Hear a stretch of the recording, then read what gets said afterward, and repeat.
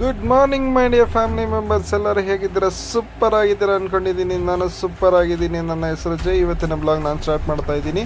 So guys, ಇವಾಗ ಏನಂದರೆ ಇವತ್ತಿಂದ ಟೆಂಪ್ರವರಿಯಾಗಿ ನಾನು ಕೇರಳ ಸೀರೀಸನ್ನ ಸ್ಟಾಪ್ ಮಾಡ್ತಾ ಇದ್ದೀನಿ. ನಾಳೆಯಿಂದ ಬೇರೆ ಸೀರೀಸ್ ಬರುತ್ತೆ. ಸೊ ಗಾಯ್ಸ್, ಅದನ್ನು ಎಂಜಾಯ್ ಮಾಡ್ತಾ ಇರಿ. ಇನ್ನೂ ಹೆಚ್ಚಿಗೆ ವೀಡಿಯೋಸ್ಗೆ ಇನ್ನೂ ನೀವು ಸಪೋರ್ಟು ಸಬ್ಸ್ಕ್ರೈಬರ್ ಬೇಕಾಗಿರೋದು. ಸೊ ಗಾಯ್ಸ್, ಇನ್ನೂ ಯಾರು ನನ್ನ ಚಾನಲ್ನ ಸಬ್ಸ್ಕ್ರೈಬ್ ಆಗಿಲ್ವೋ ಆದಷ್ಟು ಬೇಗ ಹೋಗಿ ಸಬ್ಸ್ಕ್ರೈಬ್ ಆಗಿ ಫ್ರೆಂಡ್ಸ್ ಫ್ಯಾಮಿಲಿ ಮೆಂಬರ್ಸ್ಗೆ ಎಲ್ಲರಿಗೂ ತಿಳಿಸ್ತಾ ಇರಿ. ಇದೇ ಥರ ಮುಂದೆ ಒಳ್ಳೊಳ್ಳೆ ವೀಡಿಯೋಸ್ ಬರ್ತಾ ಇರುತ್ತೆ. ಸೊ ಇದು ಇವಾಗ ಏನು ನೋಡ್ತಾ ಇದ್ದೀರಲ್ಲ ಗಾಯ್ಸ್, ಇದು ಬಂದು ಹಾಲಪ್ಪಳ KSRTC ಬಸ್ ಸ್ಟಾಪು. ಸೊ ಇಲ್ಲಿಂದ ನಾನು ಬಾರ್ಡ್ರಲ್ಲಿರೋ ಕಾಸರಗೋಡುವರೆಗೂ ಒಂದು ಜರ್ನಿ ಹೋಗ್ತಾ ಇದ್ದೀನಿ. ಯಾಕಂದರೆ ನಾನು ರಿಟರ್ನ್ ಬೆಂಗಳೂರಿಗೆ ಹೋಗ್ತಾ ಇರೋದಕ್ಕೆ ಬಾರ್ಡ್ರಲ್ಲಿರೋ ಒಂದು ದೇವಸ್ಥಾನ ನಿಮಗೆ ಕವರ್ ಮಾಡಿಬಿಟ್ಟು ತೋರಿಸ್ಬಿಟ್ಟು ಹೋಗೋಣ ಅಂತ ನಾನು ಇಷ್ಟಪಡ್ತೀನಿ. ಸೊ ಅಂತೆ ಇವತ್ತಿನ ಟಾಪಿಕ್. ಸೊ ಇವಾಗ ಬನ್ನಿ. ಸೊ ಗಾಯ್ಸ್, ಇವತ್ತಿನ ಟಾಪಿಕ್ ಬಗ್ಗೆ ಮಾತಾಡೋಣ. ಸೊ ಇವತ್ತು ಹೋಗ್ತಾ ಇರೋದು ಕಾಸರಗೋಡುಗಲ್ವ. ಕಾಸರಗೋಡಲ್ಲಿರೋ ಕೋಡೋತ್ತು ಭಗವತಿ ಟೆಂಪಲ್ ಬಗ್ಗೆನೇ ಇವತ್ತಿನ ಸ್ಟೋರಿ ಆಗಿರುತ್ತೆ.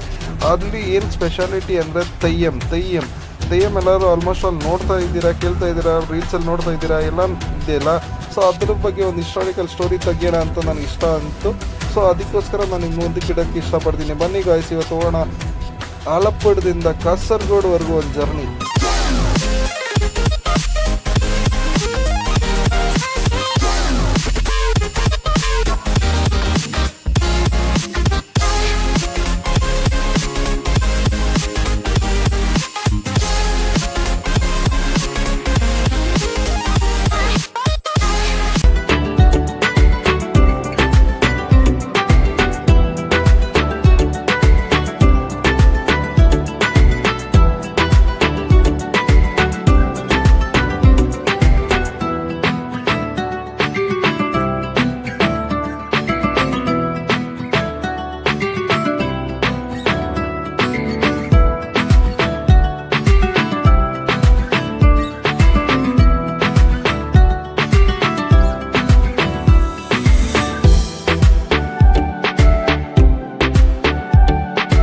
ಕೊದೋತ್ ಭಗವತಿ ದೇವಸ್ಥಾನವು ಕೇರಳದ ಕಾಸರಗೋಡು ಜಿಲ್ಲೆಯ ನೈಟೋಡಿ ಗ್ರಾಮದ ಸಮೀಪವಿರುವ ಪ್ರಸಿದ್ಧ ದೇವಸ್ಥಾನವಾಗಿದೆ.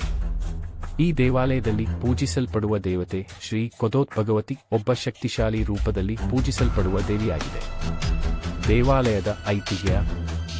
ಕೊದೋತ್ ಭಗವತಿ ದೇವಾಲಯದ ಹಿನ್ನೆಲೆ ಕಥೆ ಶಕ್ತಿಯ ದೇವಿಯ ದೈವಿಕ ಲೀಲೆಗಳ ಜೊತೆಗೆ ಸಂಪರ್ಕ ಹೊಂದಿದೆ.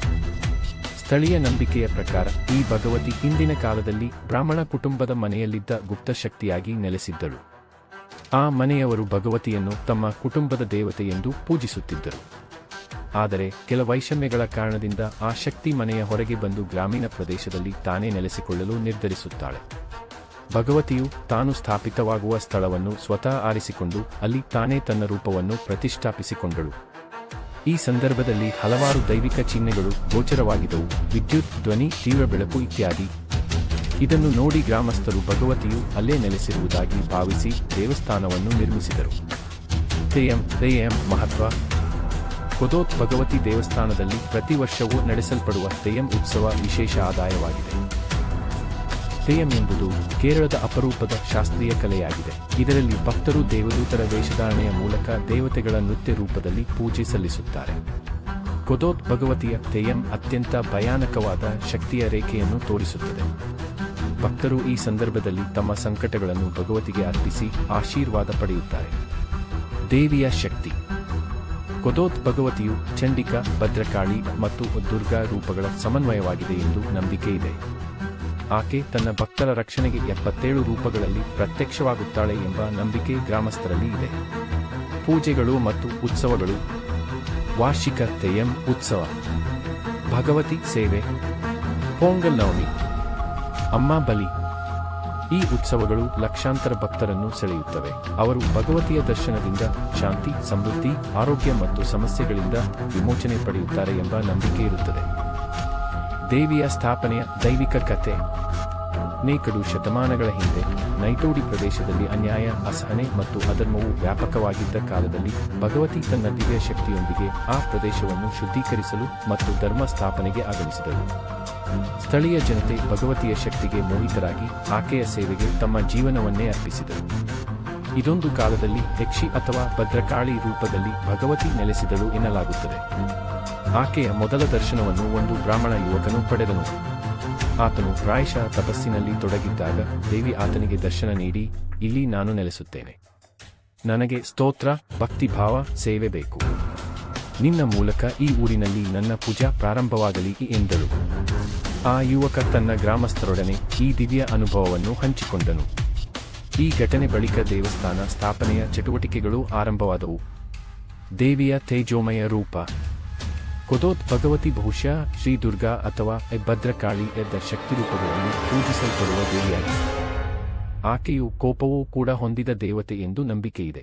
ಅಷ್ಟಾಗಿ ತೃಪ್ತಿಯಿಂದ ಪೂಜಿಸಿದರೆ ಆಕೆ ಆಶೀರ್ವಾದ ನೀಡುವ ಶಕ್ತಿಶಾಲಿ ತಾಯಿ. ಆದರೆ ಅಸಮ್ಮಾನ ಅಥವಾ ಅಪವಿತ್ರತೆ ಇದ್ದರೆ ಆಕೆ ಕಠೋರವಾದ ಶಾಪವನ್ನು ಕೊಡುತ್ತಾಳೆ ಎಂಬ ನಂಬಿಕೆ. ಭಕ್ತರು ದೇವಿಯನ್ನು ಅಮ್ಮೆಯ ಎಂಬ ಪ್ರೀತಿಯಿಂದ ಕರೆಯುತ್ತಾರೆ. ಆಚಾರ ಮತ್ತು ಆಚರಣೆಗಳು. ಅತ್ಯಂತ ಶುದ್ಧತೆಯ ನಿಯಮಗಳು. ದೇವಸ್ಥಾನದ ಪ್ರಿಸೆಂಟ್ಗಳು ಪವಿತ್ರವಾಗಿರಬೇಕು. ಮಹಿಳೆಯರು, ಪುರುಷರು ಎಲ್ಲರೂ ಪೂಜೆ ಮಾಡುವಾಗ ಶುದ್ಧ ವಸ್ತ್ರ ಧರಿಸಬೇಕು. ವಿಶೇಷ ಪೂಜೆಗಳು. ಹೊಸ ವರ್ಷದ ದಿನ, ನವರಾತ್ರಿ, ಮಾಘ ಪೂರ್ಣಿಮೆ ಇತ್ಯಾದಿ ಸಂದರ್ಭಗಳಲ್ಲಿ ವಿಶೇಷ ಅಲಂಕಾರ, ವಿವಿಧ ಭಕ್ತಿವಿಧಿಗಳು ನಡೆಯುತ್ತವೆ.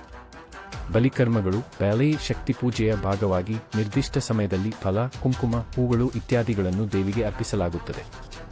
ಅಮ್ಮ ಬಲಿ ಉತ್ಸವ. ಒಂದು ವಿಶಿಷ್ಟ ದಿನದಲ್ಲಿ ಭಕ್ತರು ದೇವಿಗೆ ತಮ್ಮ ಇಚ್ಛೆಗಳನ್ನು ತಿಳಿಸುತ್ತಾ ಬಲಿ ಅರ್ಪಿಸುತ್ತಾರೆ. ತೆಯ್ಯಂನ ವಿಶಿಷ್ಟ ಪಾತ್ರ. ತೆಯ್ಯಂ ದೇವಿಯ ನೃತ್ಯ ರೂಪ. ಭಗವತಿಯ ತೆಯ್ಯಂ ಬಹುಶಃ ಅತ್ಯಂತ ಶಕ್ತಿಶಾಲಿ ತೆಯ್ಯಂಗಳ ಪೈಕಿ ಒಂದು. ಈ ಕಾಲಾತೀತ ಕಲೆಯು ದೇವಿಯ ಆತ್ಮಸನ್ನಿಧಾನವನ್ನು ಪ್ರತಿಬಿಂಬಿಸುತ್ತದೆ. ತೆಯ್ಯಂ ಪ್ರದರ್ಶನದ ವೇಳೆ ದೇವಿಯ ದೈವಿಕ ಶಕ್ತಿ ನೃತ್ಯ ಕಲಾವಿದನಲ್ಲಿ ಪ್ರವೇಶಿಸಿ ಭಕ್ತರಿಗೆ ತಕ್ಷಣ ಆಶೀರ್ವಾದ, ಆಘಾತ ಅಥವಾ ಸಂದೇಶಗಳನ್ನು ನೀಡುವ ಸಾಧ್ಯತೆ ಇದೆ ಎಂಬ ನಂಬಿಕೆ. ತೆಯ್ಯಂ ಪ್ರದರ್ಶನದ ನಂತರ ಭಕ್ತರು ತೆಯ್ಯನಿಗೆ ತಮ್ಮ ಸಂಕಷ್ಟಗಳನ್ನು ಹೇಳಿ ಪರಿಹಾರವನ್ನು ಕೇಳುತ್ತಾರೆ. ಇನ್ನು ಕೆಲವೊಂದು ಕೌತುಕಗಳು. ದೇವಸ್ಥಾನದ ಸಮೀಪದ ಕೆಲವು ಮರಗಳು ದೈವಿಕವಾಗಿ ಪವಿತ್ರ ಎಂದು ಭಕ್ತರು ನಂಬುತ್ತಾರೆ. ದೇವಿಯ ಸಾನ್ನಿಧ್ಯವಿರುವ ಸ್ಥಳದಲ್ಲಿ ಅನೇಕ ಪವಾಡಗಳು ಸಂಭವಿಸಿದ್ದವೆಂದು ಹಿರಿಯರು ಹೇಳುತ್ತಾರೆ. ಉಗ್ರ ಶಕ್ತಿಯ ಪ್ರಸಾದದಿಂದ ಅನೇಕವರು ಗುಣಮುಖರಾದ ಘಟನೆಗಳಿವೆ. ಪ್ರಾಣಯುಕ್ತ ವೃಕ್ಷ ಮತ್ತು ತೀರ್ಥ, ಪವಿತ್ರ ಕೊಳ ಕೂಡ ದೇವಸ್ಥಾನದ ಆವರಣದಲ್ಲಿ ಕಂಡುಬರುತ್ತದೆ. 1. ದೇವಿಯ ಉಪರೂಪಗಳು. ಫಾರ್ಮ್ಸ್ ಆಫ್ ಗಾಡ್ ಆಫ್ ಹೆಗೆವಾಥೈ. ಕೊದೋತ್ ಭಗವತಿಯು ಅನೇಕ ರೂಪಗಳಲ್ಲಿ ಭಕ್ತರಿಗೆ ಗೋಚರಿಸುತ್ತಾಳೆ ಎಂದು ಸ್ಥಳೀಯರು ನಂಬುತ್ತಾರೆ. ಕೆಲ ಪ್ರಮುಖ ರೂಪಗಳು. ರಾಜರಾಜೇಶ್ವರಿ, ಶಾಂತ ಮಮತಾಮಯಿ ತಾಯಿ ರೂಪ. ಭದ್ರಕಾಳಿ, ಕೋಪದಾಯಕ ದುಷ್ಟನಾಶಕ ರೂಪ. ಚಂಡಿಕೇಶ್ವರಿ, ತಂತ್ರಶಕ್ತಿಯ ಪ್ರತಿನಿಧಿ.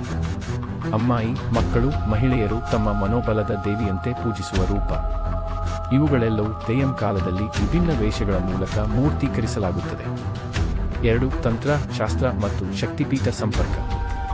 ಕೊದೋತ್ ಭಗವತಿ ಕ್ಷೇತ್ರವು ಕೆಲವು ಸಾಂಪ್ರದಾಯಿಕ ತಂತ್ರ ಶಾಸ್ತ್ರದ ಪ್ರಕಾರ ತ್ರಿಕೋಣ ಯಂತ್ರದಲ್ಲಿ ಸ್ಥಾಪಿತವಾಗಿದೆ. ಇದನ್ನು ಕೇರಳದ ಉತ್ತರ ಶಕ್ತಿಪೀಠಗಳಲ್ಲಿ ಒಂದೆಂದು ಭಕ್ತರು ಪರಿಗಣಿಸುತ್ತಾರೆ. ಕೆಲವು ಪುರಾತನ ಗ್ರಂಥಗಳಲ್ಲಿ ಈ ಸ್ಥಳವು ದಕ್ಷಿಣ ಶಕ್ತಿಸ್ಥಳ ಎಂಬ ನಾಮದಿಂದ ಉಲ್ಲೇಖಿತವಾಗಿದೆ. 3. ಉತ್ಸವ ಕಾಲದ ದೇವಿಯ ಶಕ್ತಿ. ತೆಯ್ಯಂ ಉತ್ಸವದ ಸಮಯದಲ್ಲಿ ದೇವಿಯ ಶಕ್ತಿ ಅತ್ಯಧಿಕವಾಗಿ ಕೇಂದ್ರೀಕೃತವಾಗಿರುತ್ತದೆ.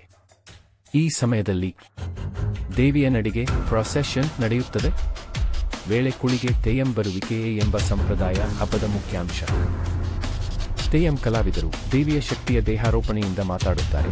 ಕೆಲವರು ಭವಿಷ್ಯವಾಣಿ, ಪರಿಹಾರ ಸಲಹೆ ಅಥವಾ ಗ್ರಾಮದಲ್ಲಿ ಸಂಭವಿಸಬಹುದಾದ ಭವಿಷ್ಯವನ್ನು ತಿಳಿಸುತ್ತಾರೆ. 4. ಭಕ್ತರ ಅನುಭವಗಳು. ಘಟನೆ 1. ಕುರುಡು ವ್ಯಕ್ತಿಗೆ ಕಣ್ಣು. ಸ್ಥಳೀಯ ನಂಬಿಕೆಯ ಪ್ರಕಾರ ದೇವಿಯ ತೆಯ್ಯಂ ಕಂಡ ನಂತರ ನೈಟೋಡಿಯ ಒಬ್ಬ ಹಿರಿಯ ವ್ಯಕ್ತಿಗೆ 16 ವರ್ಷಗಳ ನಂತರ ದೃಷ್ಟಿ ದೊರೆಯಿತು. ಘಟನೆ 2. ಗರ್ಭಸಂತಾನ ಪ್ರಾಪ್ತಿ. ಅನೇಕ ದಂಪತಿಗಳು ಗರ್ಭಧಾರಣೆಗೆ ದೇವಿಗೆ ಹರಕೆ ಹಾಕಿದ ನಂತರ ಮಕ್ಕಳನ್ನು ಹೊಂದಿದ ವರ್ತಮಾನಗಳು ಇದ್ದವು. ಘಟನೆ 3. ನಾಗದೋಷ ಪರಿಹಾರ. ಕುಟುಂಬದಲ್ಲಿ ಮುಂದುವರಿಯುತ್ತಿದ್ದ ಅನಾರೋಗ್ಯ, ವಿವಾಹದ ವಿಳಂಬಗಳು ಭಗವತಿಗೆ ಸರ್ಪಬಲಿ ಸೇವೆ ಮಾಡಿದ ನಂತರ ಶಮನವಾದವು ಎಂಬ ನಂಬಿಕೆ. 5. ದೇವಾಲಯದ ಸಮರ್ಪಿತ ಸ್ಥಳಗಳು. ಉಪದೇವತೆಗಳು. ಕ್ಷೇತ್ರದಲ್ಲಿ ನಾಗದೇವತೆ, ಗಂಡಕರ, ಪುರುಷ ಶಕ್ತಿ, ಭೂತಕೋಲ, ಸ್ನೇಹದಾತ ಶಕ್ತಿ ಇತ್ಯಾದಿ ದೇವತೆಗಳಿಗಾಗಿ ಪ್ರತ್ಯೇಕ ಬಲಿ ಕಟ್ಟೆಗಳು ಇವೆ. ಪವಿತ್ರ ಮರಗಳು.